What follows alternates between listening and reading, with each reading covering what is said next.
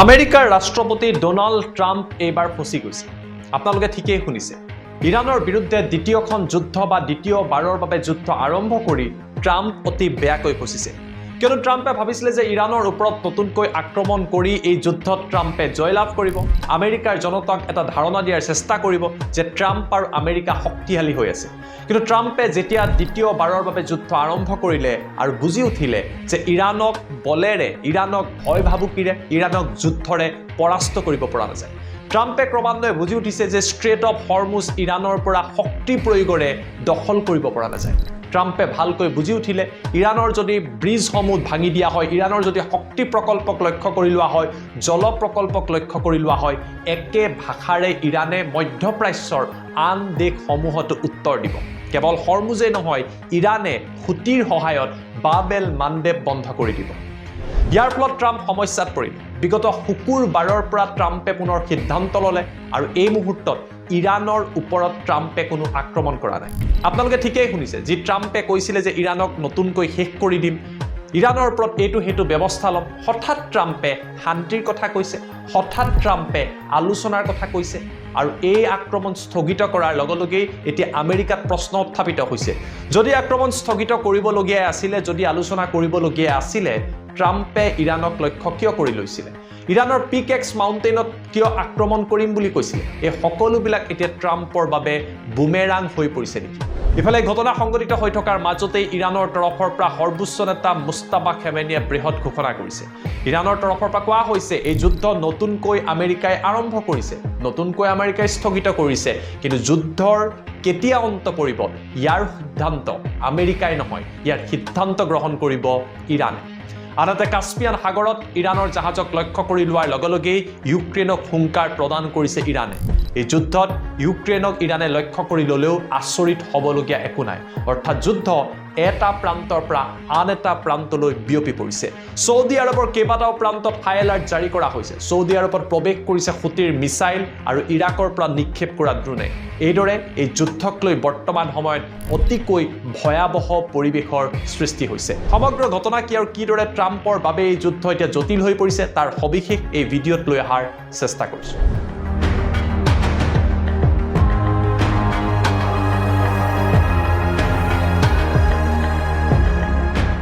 নমস্কাৰ, মই জ্যোতিদীপ বৈশ্য। আমেৰিকাৰ ৰাষ্ট্ৰপতি ট্ৰাম্পে যেতিয়া আজিৰ পৰা কিছুমাহ আগতে যুদ্ধ আৰম্ভ কৰিছিলে, প্ৰায় 5 মাহ আগতে যুদ্ধ আৰম্ভ কৰিছিলে, ট্ৰাম্পক কোৱা হৈছিলে যে ইৰাণৰ সৰ্বোচ্চ নেতা আয়াতুল্লাহ খেমেনিক হত্যা কৰিলে বা ইৰাণৰ বাকী সংখ্যক নেতাক লক্ষ্য কৰি ল'লে ইৰাণ কলাপছ কৰিব, ইৰাণত থকা ইছলামিক শাসনৰ অন্ত পৰিব। কিন্তু প্ৰকৃতপক্ষে এই ঘটনা হৈ নুঠিলে। প্ৰথম অৱস্থাত ইৰাণে আমেৰিকাৰ সন্মুখত সমানে সমানে যুঁজ দিয়া আৰম্ভ কৰিলে। ইয়াৰ পিছত ট্ৰাম্পে ক'লে যে আপুনি শক্তি প্ৰয়োগৰ সহায়ত ষ্ট্ৰেট অফ হৰমুজ নিয়ন্ত্ৰণ কৰিব পাৰিব, কিন্তু সেয়াও ট্ৰাম্প আৰু আমেৰিকাৰ বাবে হৈ নুঠিল। ইয়াৰ পাছত ট্ৰাম্পক কোৱা হ'ল যে ইৰাণৰ শক্তি প্ৰকল্প, ইৰাণৰ অইল ৰিফাইনেৰী, ইৰাণৰ ৱাটাৰ ডিচেলিনেশ্যন প্লেণ্ট আদিক লক্ষ্য কৰি লওক, ইয়াৰ ফলত ইৰাণে আত্মসমৰ্পণ কৰিব। অৰ্থাৎ ট্ৰাম্পৰ তৃতীয়টো এছেছমেণ্টো ভুল প্ৰমাণিত হ'ল। উপায়ন্তৰ হৈ ট্ৰাম্পে 60 দিনৰ বাবে চুক্তি কৰিলে, চুক্তি বিফল হ'ল। চুক্তি বিফল হোৱাৰ লগে লগে পুনৰবাৰ নতুনকৈ আক্ৰমণ কৰিলে। পিছে নতুন আক্ৰমণতো ট্ৰাম্প আৰু আমেৰিকা তিষ্ঠি থাকিব নোৱাৰিল। সেইবাবে শুকুৰবাৰৰ দিনটোৰ পৰা ট্ৰাম্প আৰু আমেৰিকাই হঠাৎ যুদ্ধ বিৰতি পুনৰবাৰ আৰম্ভ কৰিছে বা ইৰাণৰ ওপৰত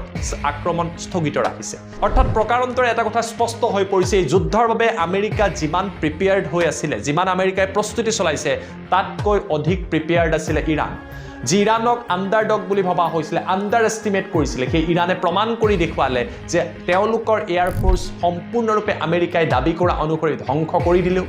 তেওঁলোকৰ নেভিক আমেৰিকাই ধ্বংস কৰি দিলেও, এয়াৰ ডিফেন্স ছিষ্টেম ধ্বংস কৰিলেও, ইৰাণৰ লগত থকা শক্তিশালী বেলিষ্টিক মিছাইলৰ সহায়ত ইৰাণে এই যুদ্ধৰ প্ৰেক্ষাপট সলনি কৰি দিছে। বিশেষকৈ ষ্ট্ৰেট অফ হৰমুজৰ জৰিয়তে ইৰাণ বৰ্তমান সময়তো এই যুদ্ধত এডভান্টেজ আছে। এই ঘটনা সংঘটিত হৈ থকাৰ মাজতে এতিয়া উত্তেজনা বৃদ্ধি পাইছে কাস্পিয়ান সাগৰত। কাস্পিয়ান সাগৰত মই আপোনালোকক জনাইছিলোঁ যে ইৰাণ আৰু ৰাছিয়াৰ সম্বন্ধ থকা এখন জাহাজ গৈছিলে, যিখন জাহাজ জেলেনস্কিৰ নেতৃত্বত ইউক্ৰেইনৰ তৰফৰ পৰা আঘাত কৰা হৈছিলে। এই জাহাজত হোৱা আক্ৰমণৰ ফলত জাহাজখনৰ নাবিকৰ মৃত্যু হয়, যিগৰাকী ইৰাণিয়ান বুলি জানিব পৰা গৈছে। জাহাজখনো ইৰাণিয়ান আছিল আৰু কেইবাগৰাকীও লোক আহত হৈছে। এই ঘটনাত ইৰাণ এতিয়া জাঙুৰ খাই পৰিছে। ইৰাণৰ বিদেশ মন্ত্ৰী আৰাগাছীৰ তৰফৰ পৰা সামাজিক মাধ্যম এক্সত লিখা হৈছে, ইউক্ৰেইনে যি কাম কৰিছে আন্তঃৰাষ্ট্ৰীয় আন্তঃৰাষ্ট্ৰীয় আইনৰ সম্পূৰ্ণ পৰিপন্থী আৰু ইয়াৰ প্ৰত্যুত্তৰ ইৰাণৰ তৰফৰ পৰা ইউক্ৰেইনক প্ৰদান কৰা হ'ব এতিয়া প্ৰশ্ন উত্থাপিত হৈছে ইৰাণ আৰু ইউক্ৰেইনৰ মাজত যথেষ্ট দূৰত্ব আছে কিন্তু মনত ৰাখিব ৰাছিয়া আৰু ইউক্ৰেইন একেবাৰে কাষত ৰাছিয়া আৰু ইৰাণ যথেষ্ট বন্ধু গতিকে ৰাছিয়াৰ জৰিয়তে ইৰাণৰ তৰফৰ পৰা ইউক্ৰেইনক আগন্তুক সময়ত আক্ৰমণ বা প্ৰত্যাক্ৰমণ হোৱাৰ সম্ভাৱনা আছে এই ঘটনাক লৈ ইৰাণৰ তৰফৰ পৰা কোৱা হৈছে ইউক্ৰেইনে যি কাম কৰিলে তাক আনএনচাৰ্ড ইৰাণে যাবলৈ নিদিয়ে অৰ্থাৎ উত্তৰ নোহোৱাকৈ ইৰাণে যাবলৈ নিদিয়ে এতিয়া প্ৰশ্ন উত্থাপিত হৈছে ক্ৰমান্বয়ে এতিয়া ইউৰোপীয় দেশসমূহৰ সহায় ল'বলৈ আমেৰিকা বাধ্য হৈছে নেকি প্ৰথমতে আমেৰিকা ইজৰাইলৰ সহায় ল'লে ইজৰাইলৰ সৈতে যুদ্ধ কৰিলে তাৰ পিছত ব্ৰিটেইনৰ সহায় ল'লে আৰু এতিয়া জেলেনস্কিৰ সহায় লোৱা আৰম্ভ কৰিছে মনত ৰাখিব ইউক্ৰেইনে বৰ্তমান সময়তো ৰাছিয়াৰ সৈতে যুদ্ধ কৰি আছে আৰু এই ৰাছিয়াই এই যুদ্ধত ইৰাণক সহায় কৰি আছে ইৰাণক এতিয়া নতুনকৈ চীনে সহায় কৰি আছে আৰু তাৰ বাবেই ইৰাণৰ শক্তি আগতকৈ যথেষ্ট বৃদ্ধি পাইছে ইফালে মধ্যপ্ৰাচ্যত বৰ্তমান সময়ত উত্তপ্ত পৰিৱেশৰ সূচনা হৈছে সৌদি আৰব হুতিৰ মাজত যি উত্তেজনাৰ সৃষ্টি হৈছিল এই উত্তেজনাই চৰম ৰূপ পাইছে হুতিৰ তৰফৰ পৰা সৌদি আৰবৰ অইল ৰিফাইনাৰীক লক্ষ্য কৰি কেইবাটাও মিছাইল নিক্ষেপ কৰা হয় হুতিয়ে দাবী কৰিছে হুতিয়ে নিক্ষেপ কৰা ইয়েমেনৰ পৰা নিক্ষেপ কৰা এই মিছাইলসমূহে সৌদি আৰবত থকা তেল শোধনাগাৰত আঘাত কৰিছে ইয়াৰ ফলত সৌদি আৰবত হাহাকাৰ লাগিছে সৌদি আৰবৰ মূল ব্যৱসায় হৈছে তেল আৰু এই তেল উদ্যোগত যদি হুতিয়ে এইদৰে লক্ষ্য কৰি লয় স্বাভাৱিকতে দেশখনত জৰুৰী অৱস্থাৰ সৃষ্টি হ'ব কেৱল যে হুতিৰ তৰফৰ পৰা সৌদি আৰবক লক্ষ্য কৰি লোৱা হৈছে এনেকুৱা নহয় সৌদি আৰবক ইৰাকত থকা ইৰাণ সমৰ্থিত একাংশ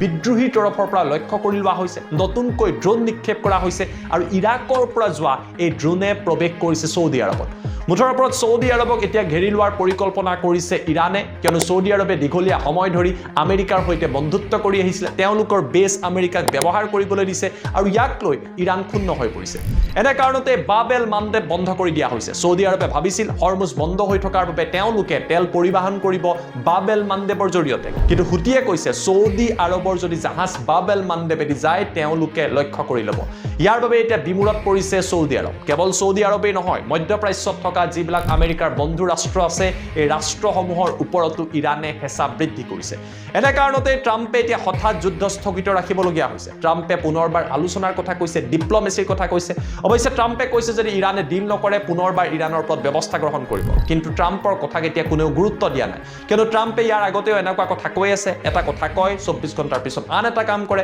প্ৰেছাৰ বাঢ়িলে আকৌ যুদ্ধৰ আক্ৰমণ স্থগিত ৰাখে এই ঘটনা সংঘটিত হৈ থকাৰ মাজতে ইজৰাইলৰ প্ৰধানমন্ত্ৰী বেঞ্জামিন নেতানিয়াহুৱে যাত্ৰা আৰম্ভ কৰিছে আমেৰিকা যুক্তৰাষ্ট্ৰলৈ ৱাশ্বিংটন ডিচিত আমেৰিকাৰ ৰাষ্ট্ৰপতি ট্ৰাম্পক সাক্ষাৎ কৰিব নেতানিয়াহু আৰু তেখেতৰ পত্নীয়ে অৱশ্যে নেতানিয়াহুৰ এই আমেৰিকা ভ্ৰমণক আমেৰিকাৰ যথেষ্ট সংখ্যক জনতাই বিৰোধ কৰিছে বাকীটো বাদেই দিয়ক নিউয়ৰ্কৰ মেয়ৰ জোৰান মামদানিৰ পৰা আৰম্ভ কৰি বহু ডেমক্ৰেটে কৈছে যে বেঞ্জামিন নেতানিয়াহু এগৰাকী অপৰাধী আৰু ICCৰ নিয়ম মতে তেখেতক গ্ৰেপ্তাৰ কৰি জেললৈ প্ৰেৰণ কৰিব লাগে অৰ্থাৎ যি ইজৰাইলক আমেৰিকাই দীঘলীয়া সময় ধৰি সমৰ্থন কৰি আহিছিলে সেই ইজৰাইলো এতিয়া এই যুদ্ধৰ ফলত ক্ৰমান্বয়ে আমেৰিকান জনতাৰে ক্ষোভৰ সন্মুখীন হ'বলগীয়া হৈছে আমেৰিকাতো এই যুদ্ধৰ বিৰুদ্ধে জনতাৰ মাজত ব্যাপক ক্ষোভৰ সৃষ্টি হৈছে যুদ্ধ অন্ত পেলোৱাৰ বাবে ট্ৰাম্পৰ ওপৰত হেঁচা বৃদ্ধি পাইছে আৰু সেইবাবেই এই ভিডিঅ'ৰ আৰম্ভণিত মই আপোনালোকক কৈছিলোঁ যে যুদ্ধ আৰম্ভ কৰি পুনৰবাৰ আৰম্ভ কৰি ট্ৰাম্প ক'ৰবাত ফচি গৈছে এতিয়া ট্ৰাম্পে যুদ্ধ শেষো কৰিব নোৱাৰে আলোচনাও কৰিব নোৱাৰে ইৰাণে কৈছে আমি নিজৰ ইচ্ছামতে আলোচনা কৰিম ট্ৰাম্পৰ কথা মতে আলোচনা নকৰোঁ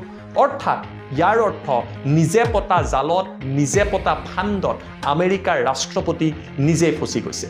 ইৰাণে স্পষ্টভাৱে কৈছে আত্মসমৰ্পণৰ কোনো কথা নাই ইৰাণে যুদ্ধ কৰি যাব ইৰাণে প্ৰতিশোধৰ বাবে এই কাম কৰি যাব ইয়াৰ অৰ্থ এই পৰিৱেশ পৰিস্থিতি আৰু জটিল হোৱাৰ সম্ভাৱনা আছে এই সমগ্ৰ বিষয় সমগ্ৰ পদ্ধতি আৰু অধিক কমপ্লিকেটেড হৈ পৰিছে ৰাছিয়া আৰু চীনৰ ইনভলভমেণ্টৰ সহায়ত সকলোৱে জানে আৰু এতিয়া মুকলিকৈ ৰাছিয়া আৰু চীনে ইৰাণক সহায় কৰাৰ লগে লগে হেঁচা বৃদ্ধি পাইছে আমেৰিকান আৰু ইউৰোপীয় শক্তিসমূহৰ ওপৰত কিয়নো পোনপটীয়াকৈ এই যদি চীন আৰু ৰাছিয়াৰ পৰা ইৰাণে সহায় পোৱা আৰম্ভ কৰে ইৰাণক প্ৰতিৰোধ কৰাটো আমেৰিকাৰ বাবে প্ৰায় অসম্ভৱ হৈ পৰিব এনে কাৰণতে ট্ৰাম্পে এতিয়া শুকুৰবাৰৰ পৰা আক্ৰমণ কৰা নাই আৰু পুনৰবাৰ আলোচনাৰ কথা কৈছে অৱশ্যে ট্ৰাম্পে কোন সময়ত কি কথা